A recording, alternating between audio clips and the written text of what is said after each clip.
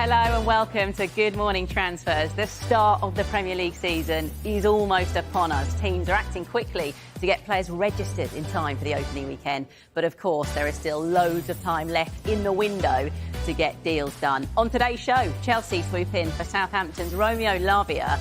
Harry Maguire's Manchester United exit gets ever closer.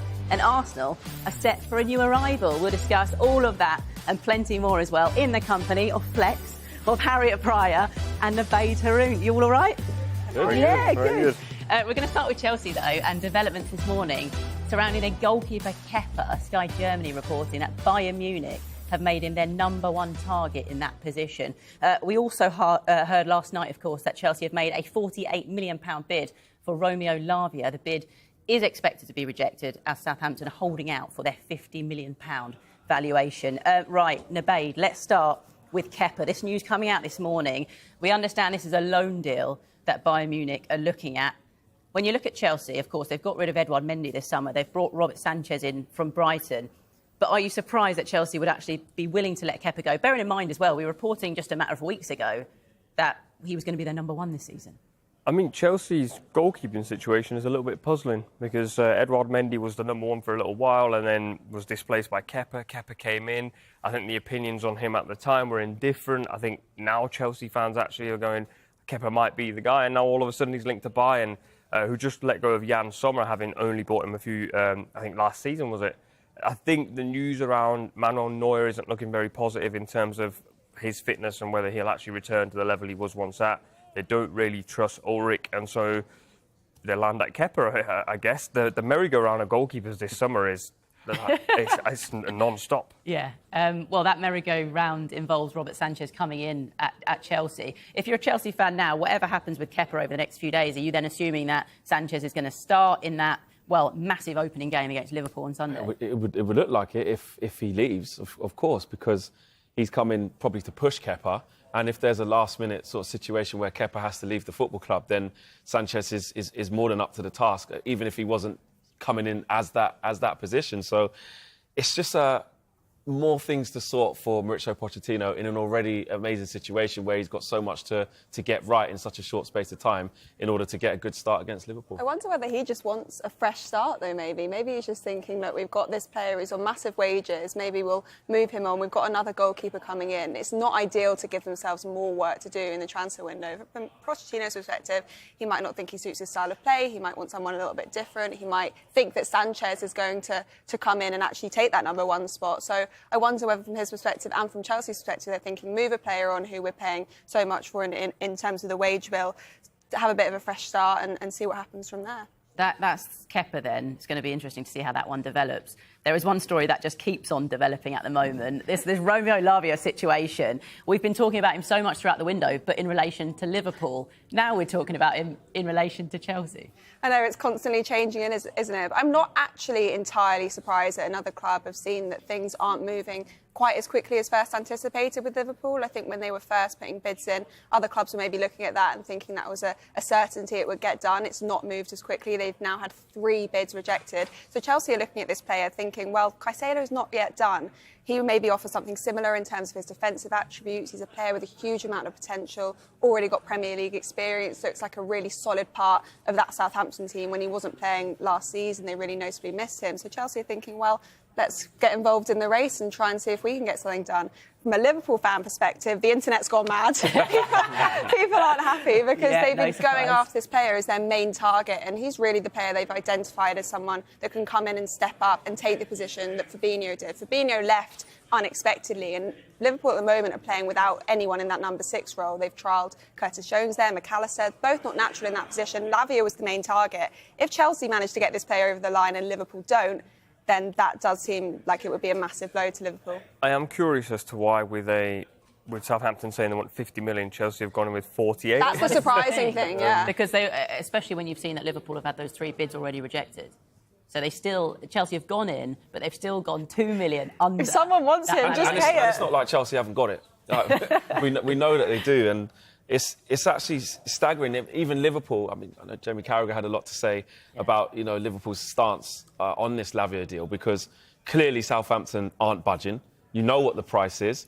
time is more than ticking. You know, the beginning of the Premier League season is coming up this weekend, and Lavia still hasn't moved yet. And if you're Southampton, obviously yes, they've just got relegated, but they're far within their rights to say this is our price for the player. And until we get that price, we're not going to sanction any deal. But it is massively worrying, though, for Liverpool. I think if you look at what Chelsea have done in letting those bids transpire, you know, just putting one after the other. Look at me in the eyes, Fletcher. You're so deep in the eyes. But it would be if he does go to Chelsea instead of Liverpool. That is a bad one, because clearly this is one of Jurgen Klopp's top priorities. You don't put 3 bids in for a player that you don't really want. So I think if he does go to Chelsea, Liverpool fans definitely will be absolutely upset with that. I mean, Can't argue that, can you? Yeah, I understood Carragher's sentiment in his tweet, to be honest, because as Fletcher said there, in previous years, Liverpool, if they wanted a player, they'd just pay the price, or they'd pinch in before anyone else got them, kind of like McAllister, actually, and Szoboszlai, to be fair. But with this deal, it feels as though Liverpool are not willing to pay the extra 2 million or 3 million, whatever it is, to get Lavia. The problem they're going to have is, if you spend so long pursuing one player in a transfer window, make so many bids, and then eventually don't land that player come 21st August, and then you've got not enough sort of hours in the day to try and get another one over the line, considering you don't have another number 6, it's a very risky strategy from a club that, over the last few years, actually has done business very, very well. Don't normally do that, do you? I mean, speaking from a Manchester United perspective, I can tell you all about following players, not getting Frankie them. de Jong. Literally, this time last year, it was all about Frankie de Jong, followed him up to a ridiculous point of the window, and then all of a sudden the profile changes and we get Casemiro. Now, don't get me wrong, Casemiro turned out to be a fantastic signing. But in relation to Jurgen Klopp and this Liverpool side and how he's been backed usually in the decisions that he makes, very astute, in early. Usually Liverpool, I remember when you got Thiago, Jota, same thing, Luis Diaz, done. It always flies under the radar as well. And I think that's maybe what surprises Liverpool fans. Usually they're linked with a player for a week and then all of a sudden it's done. And then with this one, it's dragged on so long. But not only that, the plan, in my eyes, was that he'd come in as a bit of an understudy to Fabinho. He'd learn from him. He'd have a few months to settle into the team and work out who he was going to be playing with in the midfield around him. Fabinho's gone. So even if he does come in, that is a huge amount of pressure, because that number 6 role is completely key for Liverpool. They have so much responsibility to protect the defence, to sit back a little bit deeper when both the fullbacks are pushing forward. So if he does come in, the responsibility is huge, and you'd think that Liverpool need another midfielder who's got even more experience. So it's not just Lavia they need. Arguably, it's another one as well. But at the moment, it's trying to get him in even, isn't it? Is yeah, this exactly. now going to galvanise Liverpool into doing something else? I mean, as Liverpool fans, we're both sat here. I mean, Harry's got so many notes on this. Half of them probably say we just need to get a number 6. It's just number 6 in huge letters across the page. It's probably the most important position for a team like Liverpool or Manchester City. Teams that want to suffocate the opposition, you need a number 6. Now, Lavia, as I've said on previous shows, isn't the exact profile. But if you miss out on Lavia, you're just praying there's a plan B, and I don't know if there is. I think you say about the profile there, Liverpool have spotted attributes in him that are completely essential to what Liverpool need to do. The main one for me being the recovery pace, because I mentioned there, when the press is really intense and Liverpool have pushed really high forward in attack, they need someone who can quickly get back in line and cover that defence, because we've seen in pre-season so many times there's been one ball over the top and it's unpicked Liverpool's defence because there's just no one there to pick up the missing pieces. Maybe he's not the exact profile you want, but he's got the defensive attributes in terms of being really good in a tackle, the recovery pace that I mentioned. He's very tenacious as well. Jurgen Klopp will have looked at him and said he's a mould and a character that we can make better, that we can see the potential in. But Chelsea have seen that as well now, and I completely understand it, because from Chelsea's perspective, they're thinking Caicedo is taking a little bit longer, maybe Brighton are going to hold firm on their 100 million valuation. We want someone now who's going to unlock Enzo Fernandez, because Enzo Fernandez has been playing maybe more defensively than Chelsea fans will have hoped, and they've not got to see his full potential in terms of his passing range, his creative spark. Having more of a defensive midfielder alongside Fernandes would allow him to be more expansive, to push forward more. So I can see why both teams are in for him, but for Liverpool, it's like, someone just pay the 50 million and please can it not be Chelsea?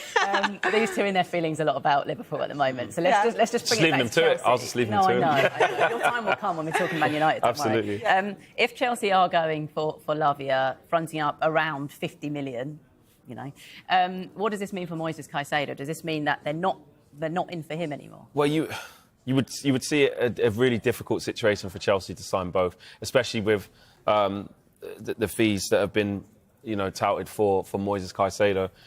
Brighton, if you're talking about playing hardball and not letting your players go for the price that you don't want them to go for, Brighton are the epitome of that. They do not sell unless it's on their terms. And that's what we're seeing with Moisés Caicedo.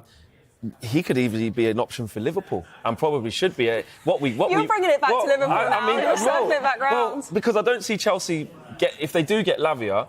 I know Tyler Adams has been mentioned as well as a cheaper alternative as well, £20 million. They could potentially get both of those for what Caicedo would cost. And then where's Caicedo going to go? And then if you're looking back towards Liverpool, who really do need this number 6, Caicedo would be perfect with the money that they've got for Jordan Henderson and Fabinho. Yeah.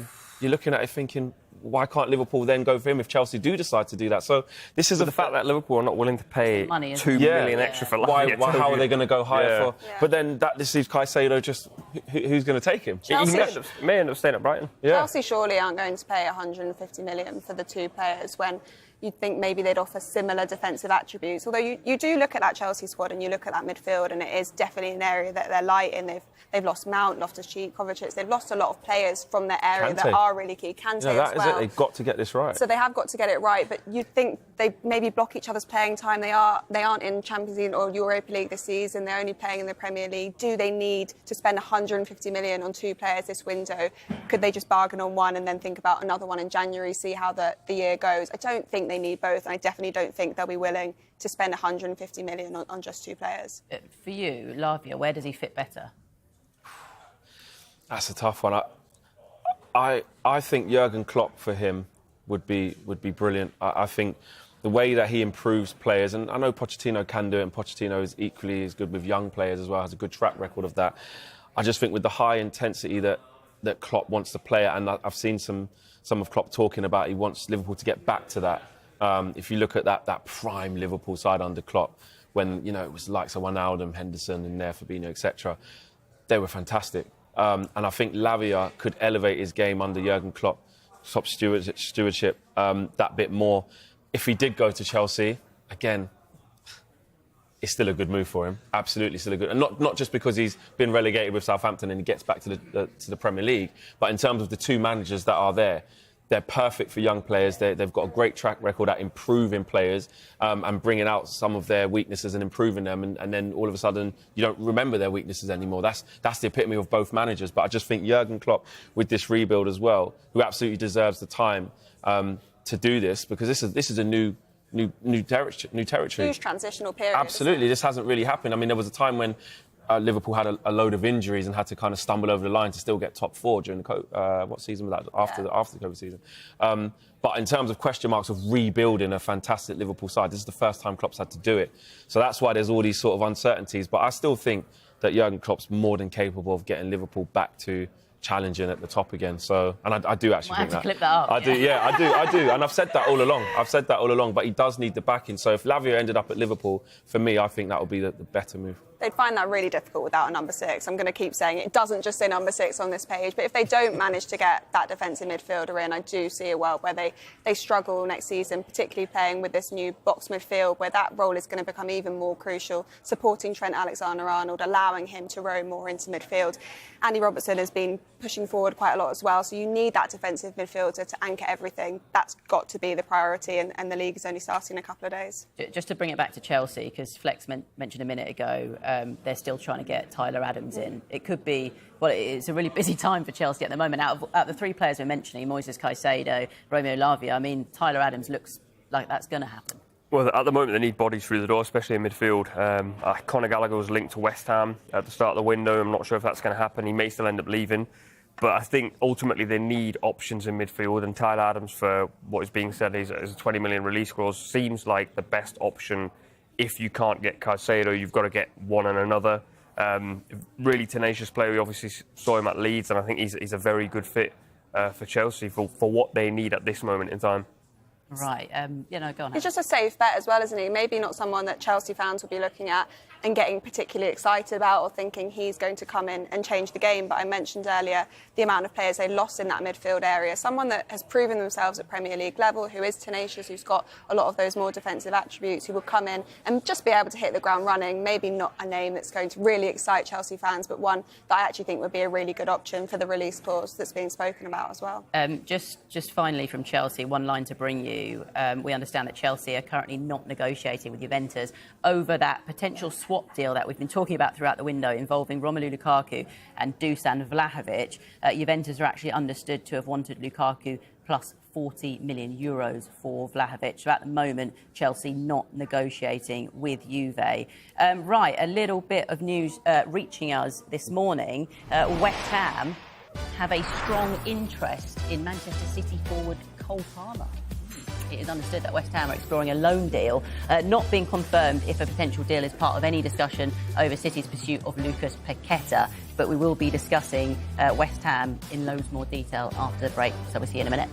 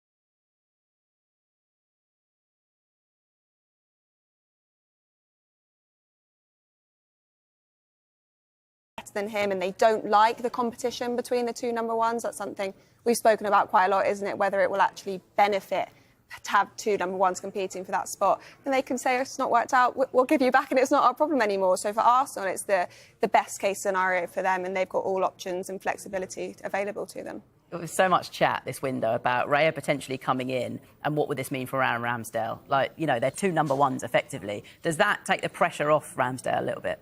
Well, there's still massive pressure on him, but I think now that it's been disclosed about how that deal is and it's not permanent for £30 million, I think it makes it easier than it was with Ramsdale knowing that it was permanent and he's been given a longer contract. And the reason for that being is that if you're Aaron Ramsdale and you know that Mikel Arteta has spent 30 million up front and this player's got a 4-year deal, that shows you that there is no doubt in Mikel Arteta's mind that he's good enough to play for Arsenal and potentially be number one, if not the. Because you just gave Aaron Ramsdale a new deal only last season, I believe, unless I'm mistaken. So on that's difficult for Ramsdale. But when now you see the disclosure of the deal being the 3 million loan with not even an obligation to buy as well, it's a decision. If you're Aaron Ramsdale, you're saying, well, they're actually not sure on him yet. So I've still got a say, rather than the manager bringing in someone on a fairly decent fee for a long contract where they've made their mind up and there's no going back. That leaves a window of opportunity more than there was before we knew this about the deal, that Aaron Ramsdale can say, well, there's a hint of doubt there. I need to play on that hint of doubt rather than not. You've been shaking your head the whole time. I think it's even more pressure on him because you've basically brought in a keeper now and gone, you've got 12 months to win your contract at Arsenal. At the end of those 12 months, if he gets signed, it's over for Ramsdale because then essentially Arteta's gone, you've done really well for 12 months, you are now the number one. If Arsenal bought him for 30 million, he comes in and him and Ramsdale will go head-to-head for at least an entire season, maybe even next season, and it keeps rolling, and maybe they keep rotating, because you could say they're at a similar sort of level. The problem Ramsdale's got now is he's come in on a loan deal, and I agree with you, he may well not work out, and then Ramsdale's like, oh, I'm all good. Yeah. But if he does work out, Ramsdale's time at Arsenal will be done. And that, I think, if that was me, I'm not going to bed. It puts a lot of pressure on both of them, I think. It doesn't, in the short term, actually change anything because they're both going to be competing at least for the next season for that number one shirt. And then if Ramsdale's starting in goal, he makes a mistake in the first couple of weeks of the season, the pressure really ramps up for the fans to say, give Raya a chance. Why not give him a go? Ramsdale's making mistakes. He's not playing as well as we want. That puts a lot of pressure on a goalkeeper. There's obviously so many benefits to having competition all over the pitch. But I wonder, in a goalkeeper perspective, is that pressure, is that competition really beneficial? You want to be pushed in training, but if you're constantly worrying about keeping hold of your shirt, is that actually going to help you play? It is a lot harder. With the goalkeeper's probably the only position on the pitch, exactly. I believe, where if you're looking at the back four, if you're Arsenal this season, Champions League now, a lot of expectation to push for the league again. If they're playing Manchester United at Old Trafford on Saturday and then on Tuesday they've got to play away at Dortmund in the Champions League, if you're Saliba and Gabriel and Timber, etc., you don't want to know, oh, we've got Ramsdale for one game and we've got Raya for the next. You want that continuity. But also, you spoke about the pressure on the two goalkeepers. This is actually pressure on Mikel Arteta making these massive, massive decisions to maybe not upset the apple cart, but definitely bring in some sort of ambiguity where you're saying, well, actually, I thought you was happy with Ramsdale. Ramsdale's a solid keeper. He's got himself to number one to the point where when he came in from Sheffield United, there was a lot of eyebrows raised, and he's proved he's good enough to play at this level. Really, more than proved that. Been fantastic for Arsenal. But also, from Mikel Arteta's standpoint, if you're putting him under scrutiny, to upset this apple cart and try and explore this David Raya situation, it needs to work, because otherwise you're making Aaron Ramsdale unsettled, and you're also challenging him mentally and professionally to say, can you raise your levels to show me that you should be the number one? Or it could backfire and Ramsdale could capitulate. But if you're an Arsenal fan, I guess you just want the best player for the job with what Mikel Arteta sees the future of Arsenal, which is absolutely fine. But if he doesn't get this right, as with some of the midfield decisions he's made, with Xhaka leaving and obviously bringing in Kai Havertz and bringing Declan Rice, these are big decisions. The one thing you know for sure is that overall it's a brilliant deal for Arsenal. Yeah. You've just got I wouldn't say world class, but a top keeper in the Premier League for 3 million, who Spurs wanted. Chelsea may now want him, obviously, if Kepa goes. There's a couple of clubs that have bought in new keepers. He would have probably been on a lot of team shopping lists, and Arsenal's just gone and gone, 3 million loan, and we'll see how it goes. It's a brilliant Dreamland pass. What about David Raya, though? Because he's absolute number one at Brentford, doing really well, really highly tipped. What's he been told? Exactly. Clearly, he's backing himself. He's Spanish. He's Spanish goalkeeping coach there at Arsenal. You've got to look at these things. He's been in the ear and said, "I'll tell you what, get Raya in here." You know, Arteta likes that familiarity. He's probably got a sense of security from that. But if it doesn't go well for him, he's left in limbo as well. I feel like we could debate this for days. Absolutely. Basically. Right, I told you we are going to get to West Ham. I promise you we will be at some point. But coming up next, we're going to discuss Manchester United in detail with Flex, who is also, bless him, dying to tell us about how he met Jude Bellingham. He's so excited.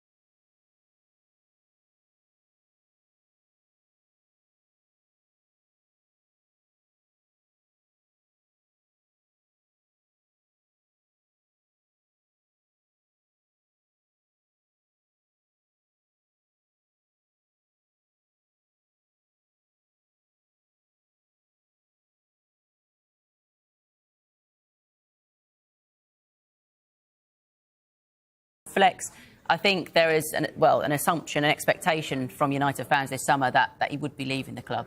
Yeah, he's massively fallen out of favour since Erik ten Hag has arrived at the club. Obviously, recently lost the captaincy as well, having made very, very limited starts last year in the Premier League. The writing was on the wall with Bruno Fernandes becoming the captain. That was a natural progression. His confidence has been rock bottom as a result. And there's been new demands placed upon the centre-backs and the style of play at Manchester United from Erik ten Hag. And it's been a culmination of all of those things happening at a very quick rate that has led to Maguire being in this situation where a move away from Old Trafford is certainly going to be the best situation for him. And if I just sum up his time at Manchester United from the start to here, look, essentially his work at Leicester is what caught everybody's eye, and he was right for Manchester United then. I'm not going to act like I was in a minority that maybe said he's always going to fail at Manchester United. At that time, under Ole Gunnar Solskjaer, Manchester United, predominantly a counter-attacking team, a different set of situations, and was very quickly made captain as well and propelled to, at Manchester United, to be a captain. You're talking Eric Cantona, Roy Keane, David Beckham, you know, massive, Wayne Rooney, massive players. And for him to be propelled into that light so early in his Manchester United career, and then it went so wrong for Ole Gunnar Solskjaer, and everything changed at Manchester United, and he's left as captain. Then players like Ronaldo are coming to the club, players like Bruno Fernandes, who are outperforming, and Casemiro comes in, huge players. It was only going to end one way. Where I do feel for Maguire is, in terms of it went wrong, but then it became like he was the villain, you know, the pantomime villain, ridiculed on social media, you know, personally mocked and things like that. And I think that's massively out of order from that side of it. Of course, on a footballing level, he's surplus, and it hasn't worked out and needs to move. Just recently, I was at a pre-season tour, and at the Aviva Stadium, he made a mistake against Bilbao, and then all of a sudden the stadium's booing him, and it's like, come on, this isn't right from fans. But in terms of on a footballing perspective, for Harry Maguire and Manchester United, both need to part ways, and this move is much needed for him, and I think it's actually the perfect destination for him. Yeah, agree with that. Perfect destination, West Ham. Yeah. I was going to say, you mentioned the natural progression there, and it really feels like this is a really good natural progression for him, just to get his confidence back. And you can maybe speak a bit more about West Ham and how he'll fit in there, but he just feels like he needs somewhere where he's going to go, the fans are going to welcome him, he'll feel like he's got a bit of a fresh start, and somewhere where maybe they don't play defensively as risky, and maybe a bit like West Ham play a bit more conservatively, not having to keep up with the demands of playing a defensive high line and be really exposed to mistakes there. West Ham for him represents a new start. He can go in as well, fill a little bit of the leadership void left by Declan Rice. We know that he was captain at Manchester United. That was taken away from him. He just needs someone to put their arm around him and say, you know, you can do this. He's still got the best years, I think, of his career potentially ahead of him. He can still reach those peaks again. So I do think this is a perfect move for every party, really. I don't think there's any losers in it, if he does want to go, of course. I was speaking to Flex off air, and we were saying when you play at like your local level in five-a-side and you make a mistake within the first 5 minutes and you don't want the ball anymore, that's where he's ended up at Manchester United now. Whenever he gets the ball, I think he genuinely is more fearful than he is positive. And unfortunately for him, he's ended up in a situation where that now has become a repeated cycle. It's happened a few times in pre-season. And West Ham feels like a good place for him. David Moyes is very good with players like Maguire.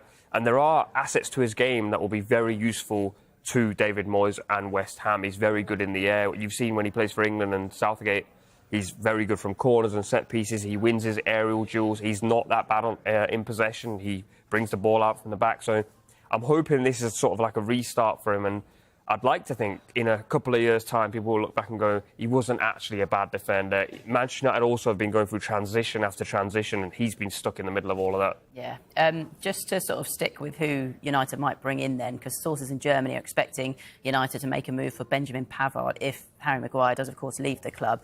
We know there's been interested in Nice's Jean-Claire Todibo as well. Is it fair to say that he's the player that United would want if they were bringing in a centre-back? Yeah, you can't speak for the whole of the fan base, but my initial reaction to the Pavard situation was an eyebrow-raising one, because predominantly a right-back, obviously small in stature, good in build-up play, not lightning quick, but if you look at the right-back situation at Manchester United, we've just given a new deal to Diogo Dalot, and it looks as though Aaron Wan-Bissaka is going to get his deal extended after really performing well under Erik ten Hag. So right-back looks absolutely sorted. If I'm looking at some of the reasons why Ten Hag might want him profile-wise, like I say, the build-up and the versatility of being able to play centre-half at the moment. But if I'm looking at a pairing of Martinez and and Pavard in the Premier League, I think there's problems there. I think if you're looking at Todibo, he's the one strong, powerful, quick, and most importantly, good on the ball as well, progressive through the lines as well.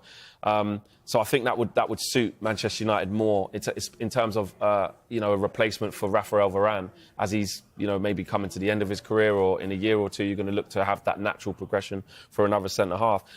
Pavard is vastly experienced, of course he is. He's been around the block and he's played in some of the biggest games in club football. He's a very, very good player. But I just think stylistically and for what Manchester United need now, as Harry Maguire exits, I think Todibo will be the better option. Yeah. Fabrizio Romano tweeted about an hour ago saying Benjamin Pavard is open to leaving Bayern this summer, keen on Manchester United move. He'd love to join the club and try Premier League experience. Ten Hag will decide soon his favourite option between Pavard, Todibo, and then backup option Tapsoba, who's someone we've talked about. Pavard, I don't know. The more I'm thinking about it, I can't. I just don't see it. I don't. I know. Look, one thing I have learned about Erik ten Hag is he's got plans, and it's his world. We're just living in it. So you back the manager. But if there's a chance to get a young, more progressive, up-and-coming centre-back, I just don't see how we don't go for that. It's quite surprising to me that those would be the two profiles. Pavard is very, very progressive in possession, but then out of possession, he does have problems because he isn't the quickest in the world. Todibo is essentially Raphael Varane, but a second version. He's a lot better in possession than Varane, much more comfortable, brilliant at playing diags. He's 23 years old, front-footed defender. He wants to get involved. Pavard actually sort of sits off and... I mean, if you've not watched him, he's more like Zinchenko than he is Varane. Them two profiles are like chalk and cheese. Yeah. So I know you trust Ten Hag, but I'm puzzled as to why these two are the options. Do you not want someone that's going to come in and be kind of settled in their position as fifth choice centre-back? Because someone that is a bit older and more experienced is going to be saying, well, actually, I want a starting spot here. I want to be playing regular football. But then someone, yeah, like you mentioned, a bit younger and is going to kind of accept that that's their place in the ranks for a couple of years and grow into that role would maybe be better. Someone like Todibo would look up to someone like Varane and learn off him. I'm not surprised that we're going for someone like Todibo. I think if Harry Maguire leaves, you need almost the opposite type of centre-back to what he is, because that's why Harry Maguire's surplus. So... you look at how Arsenal brought in a Saliba, you look at Colwill at Chelsea, that young, up-and-coming centre-back. That's who I think Manchester United need in the wings, ready to partner Martinez in the longer run. I mean, Varane's going to be fine for now. You've got Victor Lindelof to come in as well, very experienced, very composed on the ball, proved that many, many times. It's the Pavard one that I'm a bit puzzled about. Away from incoming, I just want to chat quickly about outgoings. We were chatting off camera earlier and you were saying that Scott McTominay to West Ham now feels maybe less likely than it did even last week. Transfers are ever changing. You can never nail something down, because if you're looking at Paquetá, which we'll talk about later on in the show, if he does move, then it does free up some more money for West Ham to be able to go, OK, well, we did get James Ward-Prowse. We have maybe got another forward. Let's go back in for Scott McTominay. Manchester United trying to hold out for more money for Scott McTominay, region about £40-45 million. But I think if Scott McTominay was to leave Manchester United, if you're looking at, again, a good suitor, I would say West Ham as well is in a David Moyes team would be perfect. And I'm not just trying to flog all our players to West Ham here, by the way. You need them, West Ham, take them. Because actually, look, in the squad, for certain games, Erik ten Hag would quite like to use Scott McTominay's profile. Very, very useful in certain games. I think the over-reliance on Scott and Fred together is what has made Manchester United unstuck. We're now not at that point anymore, and Fred's going to leave. So if Scott McTominay does stay at Manchester United, I think Erik ten Hag will be quite happy with that as a different option. But if he is going to leave, I think West Ham would be a perfect opportunity. But it just depends on financially what happens with West Ham, whether they go back for him. But I think at the moment, unless maybe that Paquetá deal does happen, I think maybe less so likely at the minute, because they've got Ward-Prowse.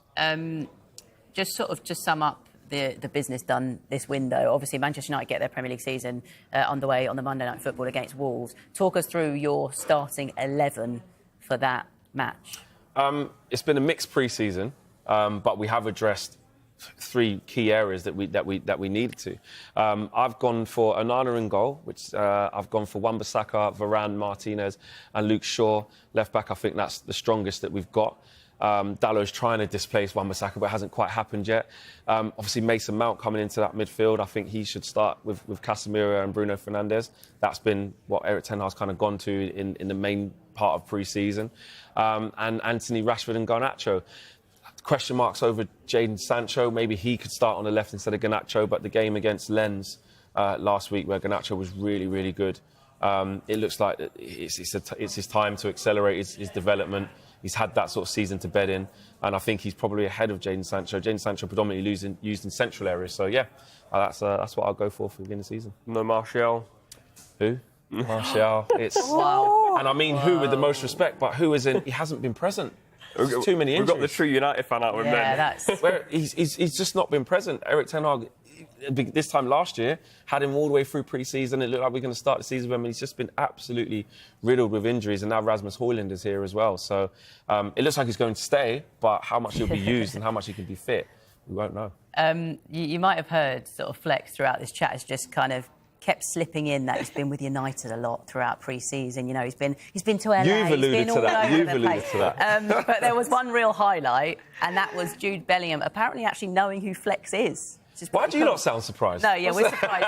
Here's a little reminder if you haven't seen it, by the way. How you doing, bro? You good? Things all good? Hey, all really good, I'm man. always seeing you on my Instagram. So Hey, listen, appreciate that, man. Listen, what you're doing is massive, man. For England, for guys like us, keep doing it, man. We support you. You're lucky we didn't have a bit more money. We would have come to you. We would have come to you. Told you, it's when Jude beats Flex, not the other way around. Let's say it the right way I'm around. always seeing you on my Instagram. His words, What's he not mine. seeing on your Instagram? Exactly, That's what I want to good. know. It's Why hasn't he disconcerting followed you times. yet? I know. Yeah, drop him a follow. Yeah, obviously not that important. If you're watching, Jude, drop us a follow. Did you try and say you'd come to United? I didn't say that. I said if we had more money, we would have come to you. And he laughed and carried on walking. You're too good. You're too expensive. We Unless can't he afford follows you. it, it doesn't really matter. Exactly. I said at least he didn't go to Liverpool, so he went to Real Madrid. Oh, there he is, the United fan again, coming out with it. Right, just want to, let's get away from Jude Bellingham and Flex for a minute. So news just into us is that the James Ward-Prowse deal from Southampton to West Ham will be completed tomorrow. Is a £30 million deal. So that deal of James Ward-Prowse moving from Southampton to West Ham, it has been confirmed will be completed tomorrow. Also some news to bring you from Leeds United. We've actually just been told that Wilfred Gnonto made himself unavailable for last night's EFL Cup game at Shrewsbury.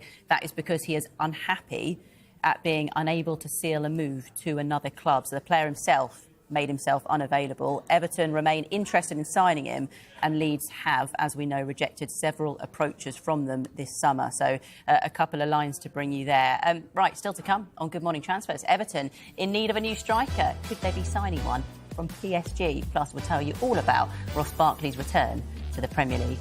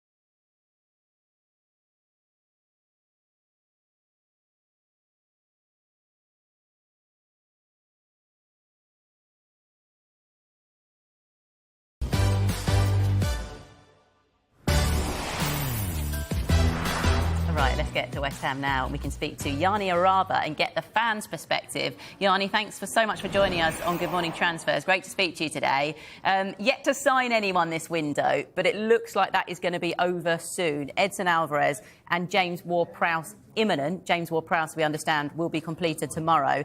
If you get those two in, at least, you're going to be happy, right? I'm buzzing. Of course I am. The recipes are coming back. This is total football, my people. This is what I'm talking about. James Ward-Prowse onto Harry Maguire's head, 2-0, clean sheet, go home. Well, I haven't actually got to Harry Maguire yet. Agreement in principle for him. Is he the kind of player you need, and what do you think he'll add to the side? He's just an incredible player. You know, I understand the demand, and everyone in the show for the last hour has been talking about how tough it is to play for Manchester United. Whatever, you come to West Ham now where you don't have 30,000 people tweeting at you every day from all over the world. Come play some good football, low block, all right? You don't have to be Sergio Ramos. You don't have to play on the halfway line. Come over, Harry. You'll be loved. That's what I'm talking about. So, yeah, it's feeling pretty good, considering about a week and a half ago we're going, where are the signings? Right, we're going to get back to Yanni shortly, but at the moment, England, of course, preparing to face Colombia in the quarter-finals of the Women's World Cup. Beth England has just sat down to speak to the media, so we're going to head there now and listen to Beth. It's good that she's acknowledged that and she's put her apology out, and now we just wait to see what FIFA do and we just move on from it now. Yeah, that wait, does that seem a little cruel, despite the fact that, you know, obviously as a team you're waiting to find out whether you can have one of your most important players, but also personally, she's waiting to find out whether she'll play at this tournament. Yeah, obviously I can imagine it's a very difficult position for her to be in, but whether they did it on the same day or not, it's not going to affect us in a way that we're not defined by one player. I think it's important that everyone's there for her and that we are there for us as a team and as coaching staff, but ultimately whatever decision they make, we have to unfortunately accept that and just get on with the game. There's bigger things than just focusing on one player right now. How is everybody considering that night on Monday was brutal for the fans to watch? I can only imagine for the players it must have been anguish at times. Mentality is the word that seems to be coming up that you were talking about, but how much are you wanting to prove more than just mentality going into this game? Yeah, obviously it's part and parcel of the game. There's a lot of it is mentality, a lot of it is resilience, a lot of it is the physical aspect, which you've seen a lot of players had to go and play 120 minutes, which is not easy against such a tough opposition. So I think it's just a case of now we're just glad to be... We had a good day's rest yesterday, so we can regroup again. We got back on the training pitch and we can just focus on our game on Saturday, because I think we can talk about resilience and mentality in all these ways, but that's tournament football. There's a lot of experienced players in this group that's used to having to do that, and there's a lot of girls that are... It's their first tournament as well, so they're having to get used to it. So it's a fine balance, but I think the girls are in good spirits, and like I say, we can't be more excited to get going again on Saturday. Talk about the team, but if you had to take a moment to just take for yourself and say, World Cup, quarter-final, this must feel pretty special. Yeah, I mean, look, it's an amazing feeling to be going into another stage of this tournament. I think ultimately we want to just keep pushing as far as we can in this tournament, and the fact that we've managed to get past that hurdle is a big thing for us, and I think we're going to face another different challenge. We've had all sorts of challenges this tournament, but yeah, I think it's going to be exciting, and we're all very much looking forward to playing in that quarter-final come Saturday. Thanks, Anton. We'll go to Jane at BBC. Hi. Had your practice taking penalties, and can you kind of talk us through the pressure that you were feeling as you were walking up? To be honest, I think I'm more nervous now in front of you lot than I was the penalty, but yeah, I think obviously we're always prepared for these situations. It's tournament football, we know it can happen, so there's an element of practice and preparation behind the scenes that goes into that. But for myself, I think I had a slight brief moment of, God, is this really happening? Am I actually going to do this? But the walk-up was absolutely fine. It was quite silent, weirdly. I thought for my first penalty shootout I would have heard all the noise in the crowd, and that break was just all I was focusing on was the ball and that goal, and luckily it went in. Yeah, luckily it did go in. Looking forward to watching the Lionesses on Saturday in that match. Right, let's get to West Ham now then, shall we? They have a strong interest in Manchester City forward Cole Palmer. It is understood that West Ham are exploring a loan deal. Cole Palmer, of course, an academy graduate, came off the bench, scored that spectacular goal at Wembley against Arsenal on the weekend. It's interesting to hear Pep's quotes about him after that Community Shield defeat, where he said, I know he wants to play. Last season he didn't play much. The agent has to talk with the club, and if he wants to stay, we are more than pleased. If he wants to leave, I don't know. We'll find a solution for him because he is a top player. Do you think he will be leaving the club this transfer window? Can they let him go this transfer window? It feels as though Man City have gone to West Ham. We'll give you Cole Palmer on loan. Help us out with Paqueta. I'd be surprised if he stays because he needs to play. He's a top player, as you would have seen very briefly in the Community Shield. But I don't know whether he fits at West Ham because you've got Jared Bowen who plays off the right-hand side. So he goes to West Ham and he's a rotation player at West Ham as well. I don't know whether that would make sense for his progression. I don't know whether City have a long-term plan with him. I'd assume they do because he's an academy graduate and Pep really likes him. So, yeah, it's a very strange one. Do you not think that he might put Bowen through the middle and then he'd play him on the right-hand side? They've lost their out-and-out number 9 striker. They've let Scamacca go, so he maybe thinks that he can play. I sort of pondered the idea of Bowen through the middle, but I think he actually suits being an inverted forward because obviously he arrives late in the box, or he arrives into the central spaces from wide areas. I don't think you can have Bowen as sort of like your number 9 and get the ball into him. We love a false 9, don't we? Pretend 9. Yeah. I think it's a good option for him, though, in terms of getting the playing time. I do think he would get more games than maybe you've suggested there. And Pep Guardiola is never a manager when a player hints that they want to go, that they want to move away, that blocks their pathway. Even his really experienced players, if they suggest that they don't want to be at the club anymore, he lets them go, and I think this will be a similar situation. Loads of potential, lots to give to a team. Right, we are going to have to talk more about West Ham at lunchtime. Reminder as well that the James Ward-Prowse deal worth £30 million will be completed tomorrow. Also back tomorrow, Good Morning Transfers, 9 o'clock, Sky Sports News for that. We're back a little bit later. Transfer Talk is back at midday. And then a reminder for you, the Transfer Show is here at 5 and 7 o'clock this evening. There is plenty more transfer news on the way on Sky Sports News. Where will Romeo Lavia end up? We'll be back for Transfer Talk at midday. We'll see you then.